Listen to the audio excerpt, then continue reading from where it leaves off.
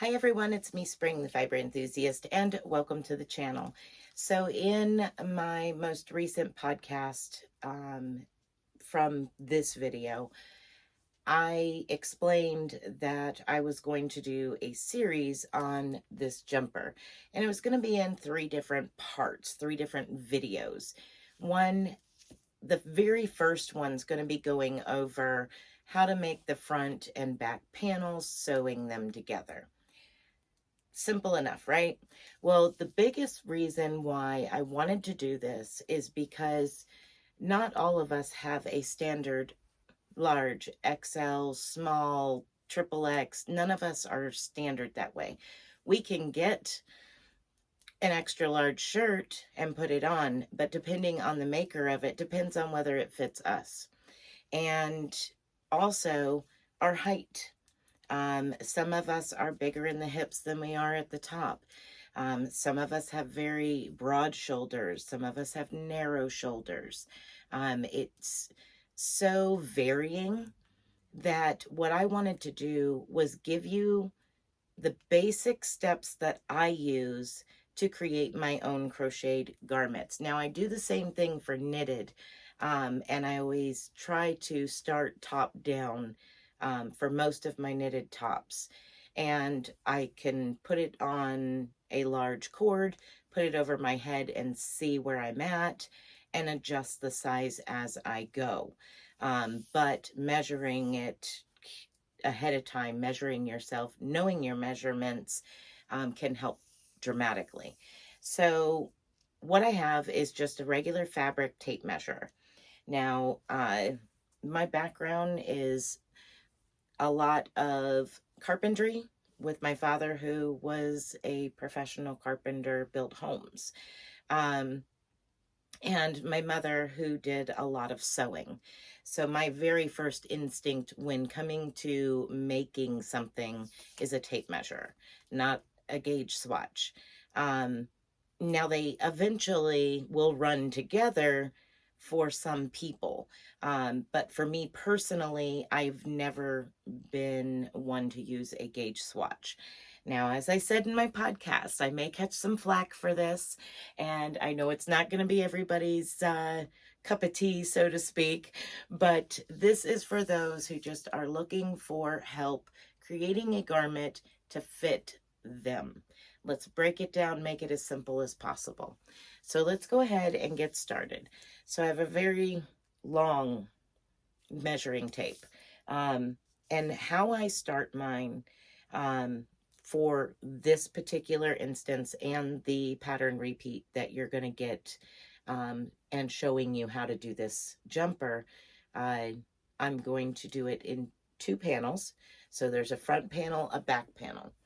And then we're going to put them together, and then the next video will be the sleeves, and then the following video will be the collar itself. And I kind of give you options as how to do both of those. It's not a set in stone thing. These are options. So let's get on with the first video, right? So when I start figuring out what I want to do for doing panels, what I do is I measure around the hips. So we'll use Nikki. Nikki's nice and tiny. So I will measure around the hips, all the way around. And then I take that measurement and I'll add 2 or 3 inches for positive ease. Not only that, it allows for a little bit of adjustment when you're chaining your foundation, your main chain. It gives you a little bit of room to adjust one way or the other in your multiples. So if one set of multiples is too much by just a few stitches, you know you have room, you can decrease it because you added about 3 inches. Now, 2 inches, 3 inches, that's completely up to you. But what I do is I take that measurement, the circumference, and I split it in half. Whatever that measurement is in half, no matter what it is, that's my base chain. That length is the chain that I need for the front panel and the back panel. And I will do the same. For instance, some don't have a larger waist. I'm going to take the widest part and work with that. So this top is worked from top down. So if the bust line is bigger than the hips, that's where I'm going to get my measurement from, not my hips. So I will measure around the bust, directly over the top. And again, I'm going to allow a couple inches of positive ease. So I will go under the sleeves once again and work my way up to the bust line. Excuse all the styrofoam squeaking. Work my way up to the bust line and measure across the bust. Then I'll take that measurement and fold it in half. That's my starting chain. So depending on how you are shaped, it's going to depend on where you measure. My hips are broad. I know it, so I measure my hips, and then I will measure up at the bust line just to kind of make sure that I'm within that area. Another thing that you can do is measure from shoulder to shoulder. Now you can start it there. And as you go down, if you are comfortable with increasing a project on your own, adding multiples enough to get it bigger, and that's what you need to do, is increase as you go down, that's perfectly okay. In my case, these are two basically simple rectangles put together. Squares, rectangles, however. So there's no actual shaping to it. It's just work the rows as long as you want it. So with that being said, the next measurement that I'm going to take is from the top of my shoulder down to wherever I want this to hang. So I will take it and place the top of the measuring tape on my shoulder, go over the bust line, and go down to just past my hips and find out how long I want it to be. So I know when I'm working it, I'm working from the top down. I know that I can measure along the way as I do my rows, and when I get to that length, that's where I'm going to stop. Now, that is for your front and back panel both. You're going to make them identical. That way they match up nicely when you're seaming them together. The other measurements that I will take as I go along is for my neckline here. When I get my two panels together, and you'll see in the video when I put them together and I start to sew them up, I talk about measuring, folding the two panels in half and measuring from the outside edge at your shoulder line in to where it would comfortably go over your head.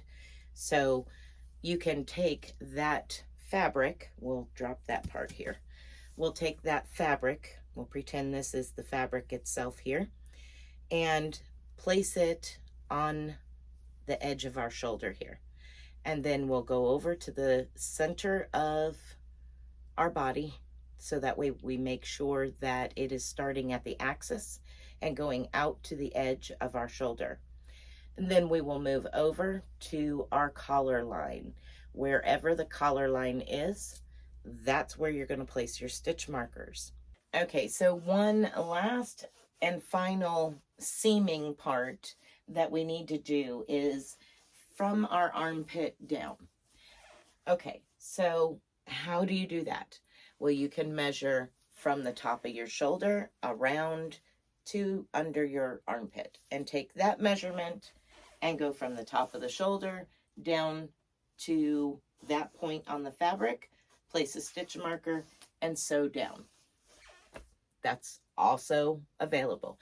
You can measure from where your fabric sits on your hips or on your waist, and measure up to, in fact, I'll go the other way. Place it in your armpit and measure down to wherever your top is going to sit. And then take that measurement and come over to your fabric, place it on your fabric, and sew up just that amount. And do the same thing on the other side. Exactly the same. You're going to, whatever you do to one side, you're going to do to the other. Now, there is an exception to that rule. If you have one arm that is slightly longer than the other, very plausible. You can do the same thing with pants. One leg can be a little longer than the other. You may want to adjust that. That's up to you as far as where everything is measured to. One arm could be a little bit bigger than the other. Again, that's just up to you as an individual as to measuring your body in certain areas. Now, you may need help measuring. I completely get it. Sometimes it's not easy for me to get a relaxed measurement. I can do the best that I can by taking the measuring tape and holding it like this and slipping my arm into it and then just sliding it until it is comfortable around my arm. Then I can take that number. That's one way that you could do that by yourself as far as measuring around your arm. But okay, that was the last measurement I wanted to add in for your two panels being put together. This video series isn't going to be for everybody, and I understand that. These are just some steps that I do for me to make a garment for myself. And it isn't for every individual. My size and measurements is not going to be the same as anybody else. I am unique to myself, the same with each of you. You are all unique as individual humans. So when making your garments, you can take that into account and start jotting down some measurements. Once you have those measurements written down, you'll be able to work up patterns real simple, real quick, and throw them together. I mean, I know everybody doesn't crochet the same. As I said, we're all unique. I made this in a week. And recorded most of it. So it is possible. If you are quick and you stick to it, you can get it done very, very quickly. The longest part is the sleeves. So that is the part that we will be going over today. In the next video, we will do the sleeves, and I will talk about how I measure for the sleeves. And then the last and final part will be the collar. And again, this is just a 3-part series, and I hope that you enjoy it. Let me know down in the comments section if this was helpful to you. I hope that it was. All right, so let's go ahead and get started with the video on how to make your 2 panels. And you can get started making that. And I will be back in another video to go over the sleeves. Okay, so one more last little tidbit here is how many skeins of yarn did I use for my jumper? It really doesn't matter because you're going to be different than me. So I'm going to give you how much I used for mine, but it's going to be an estimate for you because your body type is unique and you will be different. I will tell you I used a 6mm crochet hook to chain my chain and a 5.5mm crochet hook for the whole rest of the entire project. As far as what I used Yarn Bee Second Chance, and these have 367 yards. I used a total of 3 skeins. I had a half a skein from a previous project, and I have about a half a skein left here. For the trim work on the cuffs and the bottom of it, I did 4 rows on the very bottom, on the front and the back, giving a separation in between. I used about, roughly a half a skein of a different color. So you could say 3.5 skeins to 4 skeins as an estimate. And I say that very strongly, an estimate, depending on how loose or tight you stitch, depending on your size, depending on how much you have to chain, or, you know, how long your sleeves are. All of that is going to alter the amount of yarn that you use. Like I said, these have 367 yards. So take that as you will, and you can go from there. I know when I'm knitting something, I know I need roughly 1,500 to 2,000 yards for a knitted sweater. A knitted sweater is going to take about a third less yarn than crocheted. If you want to try to figure that all up, you can do that as well. But at any rate, that's what I used to make this. Okay, so now I have my chain for the length that I want. And my chain is a chain of 70. So that's 66 plus 4, my multiples of 6 plus 4. So now I'm going to get to my chain here. And remember I said that we were working from the top down? We're going to work into the back bumps for this very first row. So that way we have a nice clean edge to work with when we start sewing it together and doing our trim. We want that. So we're going to count back 1, 2, 3, 4. Fourth chain from the hook. We're going to place 3 double crochets into that chain.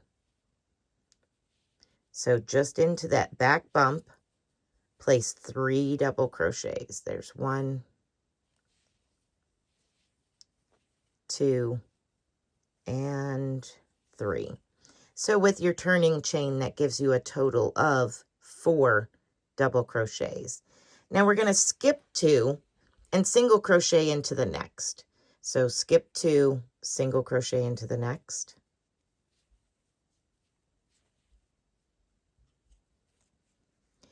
And skip 2 and place 5 double crochets into the next. So this is starting your repeat. You're skipping 2, 5 double crochets into the next. There's 1, 2, 3,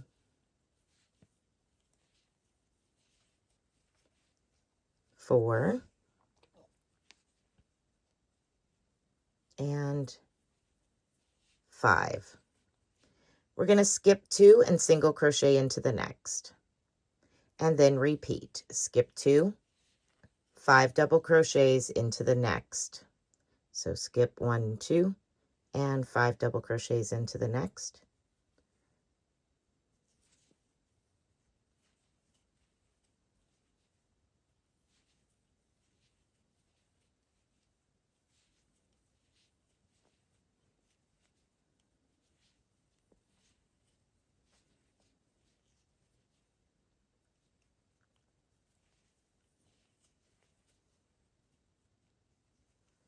Skip 2 and single crochet into the next.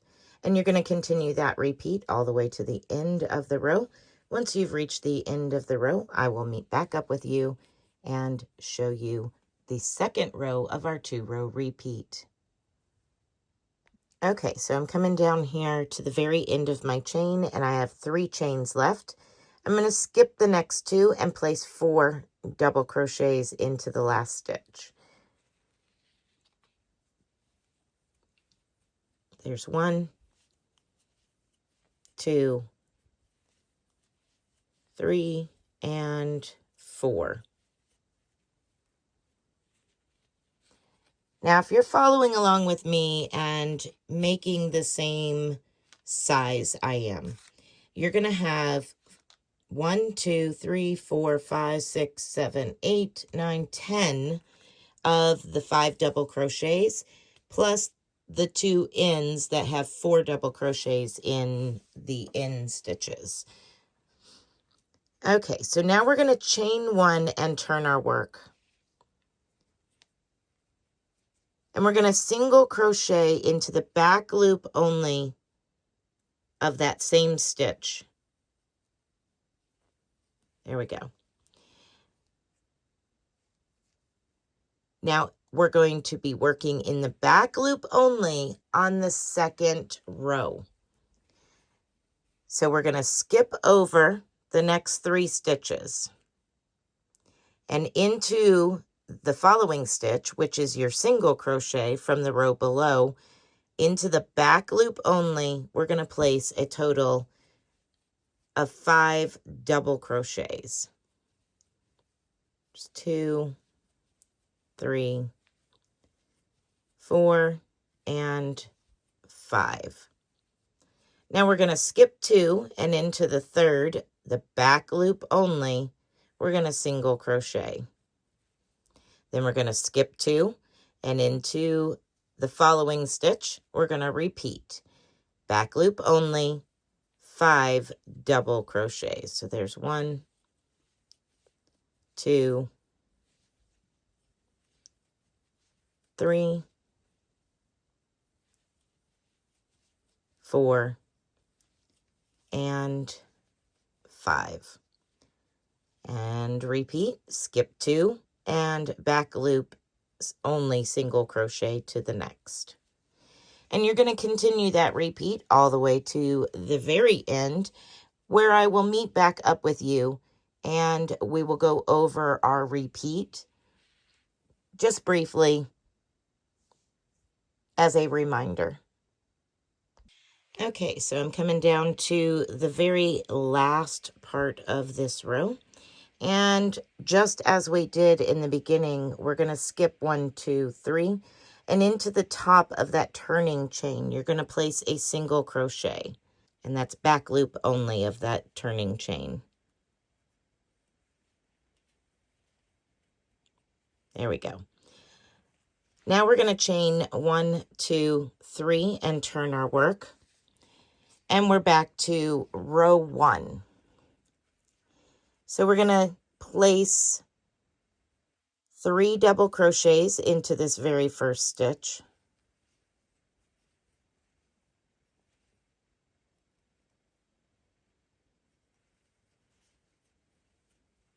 Skip 2, 1, 2, and single crochet into the next. For the first row of the repeats, you stitch into the whole stitch. So single crochet into the third double crochet from the row below. Now we're going to place 5 double crochets into the third stitch from where we're at. So skip 2, 1, 2, and into that next one, place 5 double crochets. Again, we're using the whole stitch.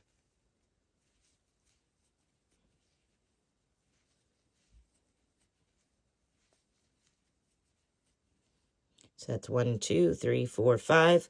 Skip 2, 1, 2, and single crochet into the next. And just continue to repeat. Skip 2, 5 double crochets into the next, using the whole stitch.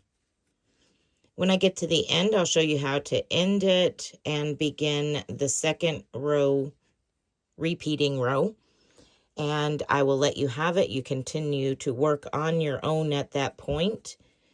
So we've got 1, 2, 3, 4, 5, skip 2, 1, 2, and single crochet into the next. I'll meet up with you at the end of this row. All right, so I've come down here to the end. I'm going to skip 2 and into the single crochet here at the very end, the very last stitch. you're going to place a total of 4 double crochets into that spot. So there's 2, 3, and 4. And we're going to chain 1 and turn our work.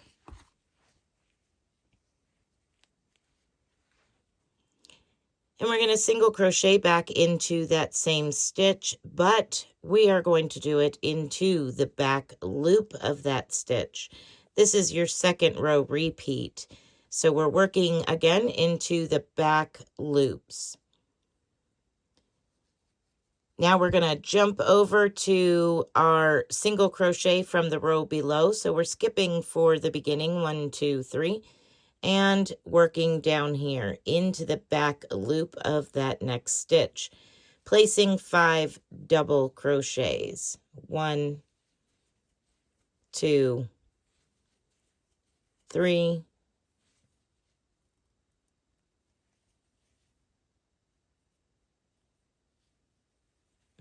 4, and 5.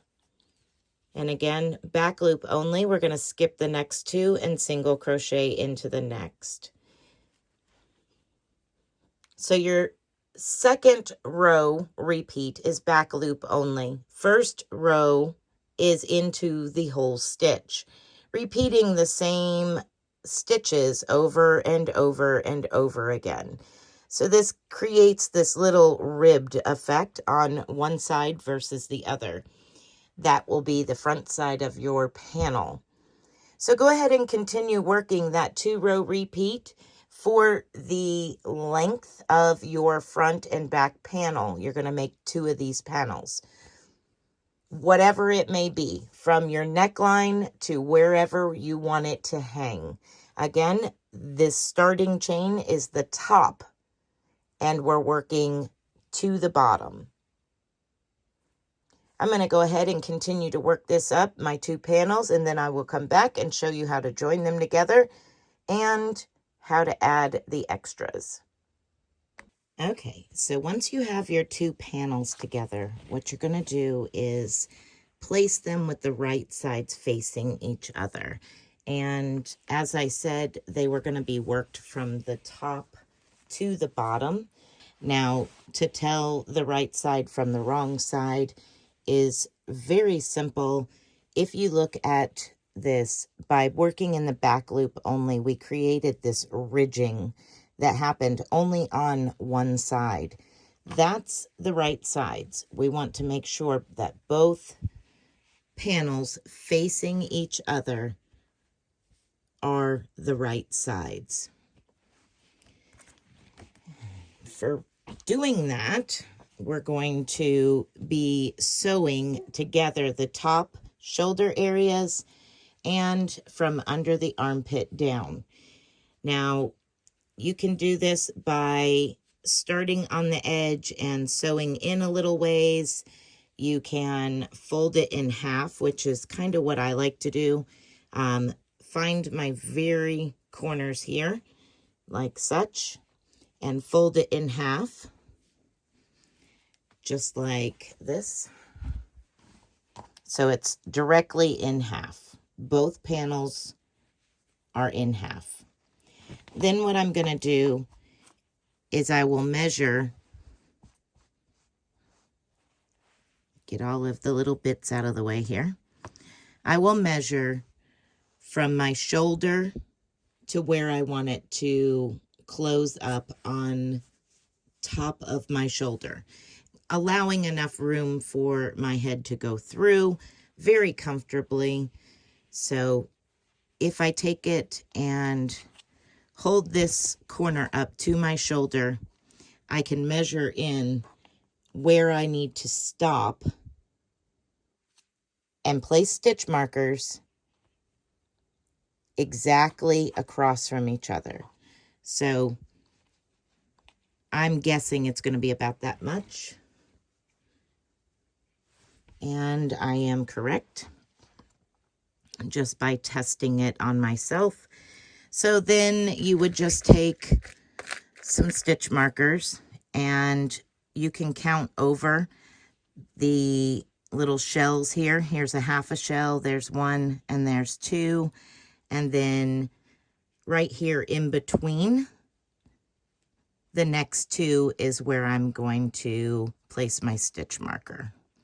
So I can count on it being exact, and then do the same for the other side.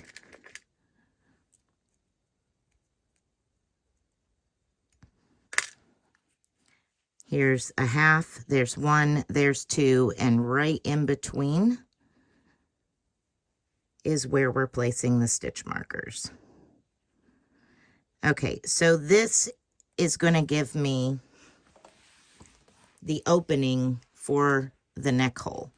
Now, you can put this on at this point and see what you feel as far as the distance here. Now, this part of the video will be just seaming it together. This is doing the two panels, seaming them together. You can leave it as is and clean up the edging if you want. You can do all kinds of different things from this point forward. I'm breaking it down so that way you can learn how to put a collar on. You can learn how to put sleeves on, as well as make a garment from start to finish. So here's what I have. I have it marked off that I'm going to sew this edge here and this edge here. That's going to give me my neck hole here. The next step after I sew that, I'm going to put it over my head and measure around my arm. So I want to see how big the armhole needs to be for it to be comfortably fitting. And I'm going to place a stitch marker there. And I'll sew down the outside as far down as I want. Now, at that point, you can leave. You can sew it down to a certain point and leave this open for the bottom, you know, 4 or 5 inches or something, depending on how long you decide to make it. And that will give you a little extra relief. So when you sit down, it can separate and it's not attached all the way and pulling on itself if you need that little bit of extra room, which I generally like that personally myself. I like a little bit of space at the bottom for it to separate and be comfortable and not be super tight when I go to sit down. So the first thing that I want to do is, now for this part, just these two panels, each panel took 1 full skein of yarn, and this yarn is 367 yards per skein. So 1 skein did each panel. And to get a little bit more in depth, if you want to count the amount of rows to follow along with me, how I counted it was I counted the ridges. So our back loop only rows, that ridge, I did 19 ridges and finished with 1 last row, because your 2-row repeat, you have a back loop only and then into the actual stitch. That's your 2 rows. So I completed it with a back loop only and then 1 final row to finish it. But there was 19 of these ridges from the back loop only. Okay. So back to the sewing it up. Now you also can continue on. You can change colors. You can do all kinds of different stuff with this. So I'm going to start on my 3rd ball of yarn. And you can take a needle and sew these together with a needle. You can slip stitch them together. You can do all kinds of different techniques to join the 2 pieces of fabric together. Now, I intend on doing a mattress stitch or whip stitch, whichever you so choose to call it. I'm just going to get a pretty good length of yarn here to begin that. Okay. So I've laced up my needle and yarn here with the yarn here. And I'm going to start from the outside and work my way in. And what I'm going to do is find that very end stitch here, and I'm going to insert my needle into it. And then I'm going to find the very end stitch on the opposite side and pull my tail thread, or my tail of yarn here, through to the point where I have enough to weave in the tail at the end. Then what I'm going to do is I'm just going to go around and around and around until I have reached the other end. I'm going to find the next set of stitches. So right here and right there. And I'm just going to pull that all the way through. Like that. And go to the next set. And I'm going to continue to work this all the way to the other end. Make sure that I go into the stitch.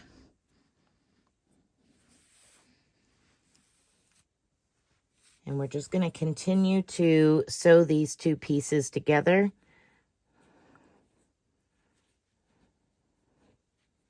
Got the tails wrapped up in it here. There we go. And I'm just going from the back side through the stitch, just catching my next stitch through the stitch under both legs, and then I go to the very next one and do the same thing, just to keep everything nice and even.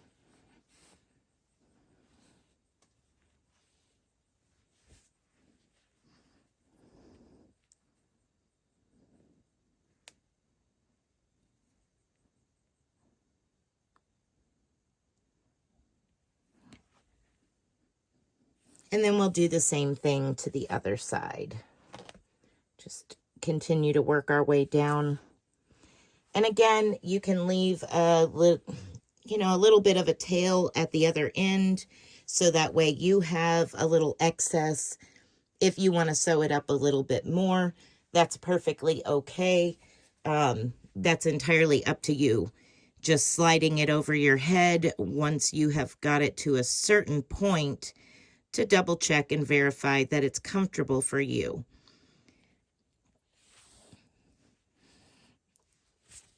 Okay.